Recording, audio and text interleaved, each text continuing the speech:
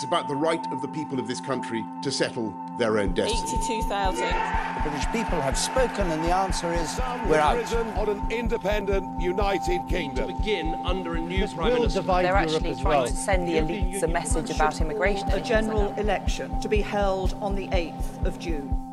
This month on the Sound Media, we're heading to the UK to talk politics. 2016 obviously was a year of huge political change. We saw the election of Trump and we saw Brexit. And 2017 doesn't look like it's going to be that much different.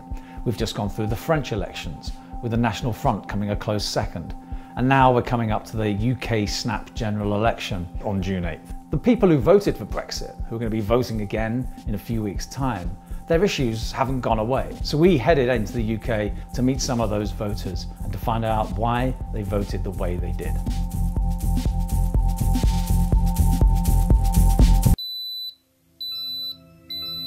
I've got such a mega busy day today. Up at 5:30 AM, it's quite a trot to work. If I want to earn the money I need to earn to support my family, this is what I need to do. And this is Harriet. Hi! I'm on my way to work. It's really cold.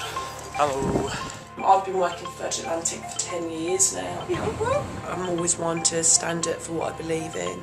I'm now retired, but I still do little handyman's jobs to keep me going. I have to put a new lock on this door.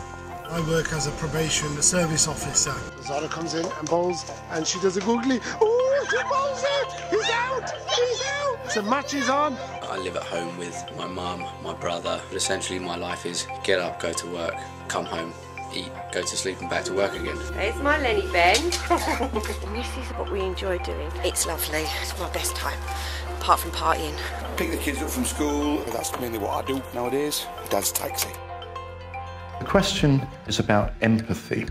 What's interesting both in terms of the public discourse and the private conversations you might observe people having is how little empathy there is for opposing points of view. So in the Brexit referendum I voted to leave. I voted to come out because everyone I spoke to has. Out.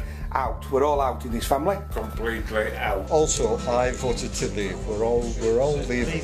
It was a tough decision. I decided at pretty much the last moment. I was very much on the fence for a long time. It was a simple vote for me because European Union law overrides the country's law. So suddenly we found ourselves being dictated by Brussels policy. We have to abide by all these European laws and all these stupid directives. Being told that we can't fish in our own waters, fishermen's lives, their livelihood has been completely destroyed by these ridiculous rules that are set out. We don't actually vote for the people that are making our laws at the moment. It's not so much the issue of whether or not they're right or they're wrong. The issue is that we don't have any say in the matter. I believe that we should be able to govern our own country. There is no single thing that people voted for here. So there are people there who bluntly voted on the basis that it would change the complexion of their community by restricting immigration. My main reason for voting out was for you two.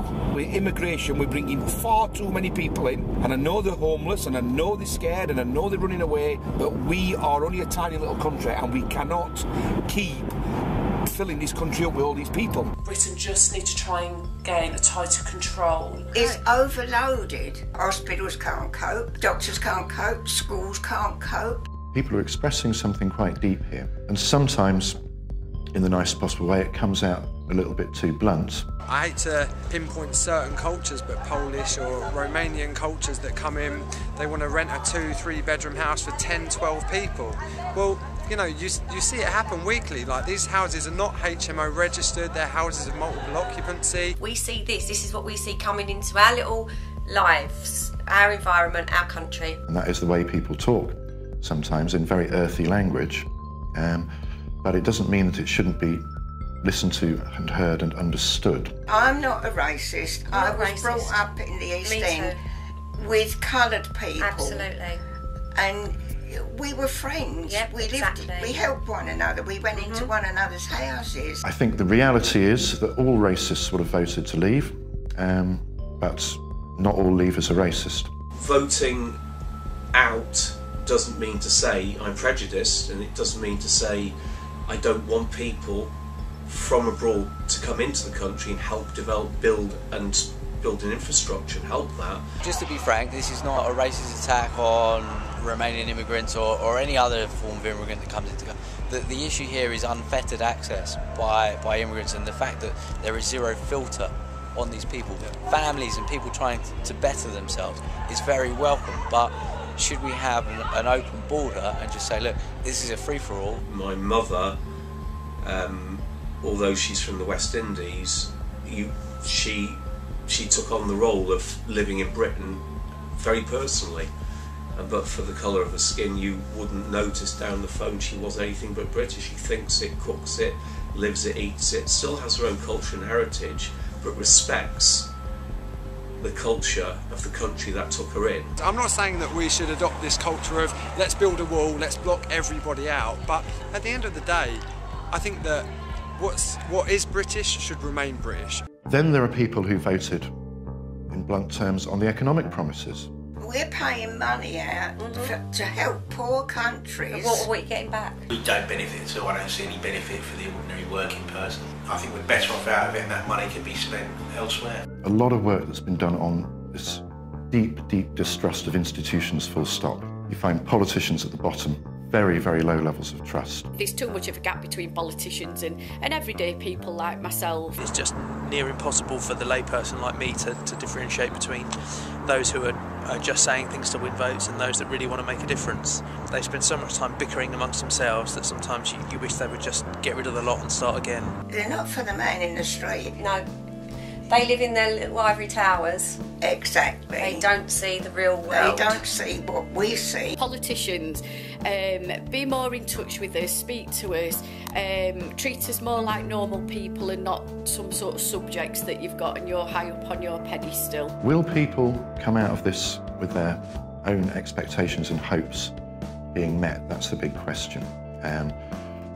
Some will, some won't. I voted out because I want some change in this country, and hopefully we might get it now. I don't know what the future holds. I don't know if we will get it or not. How do I feel?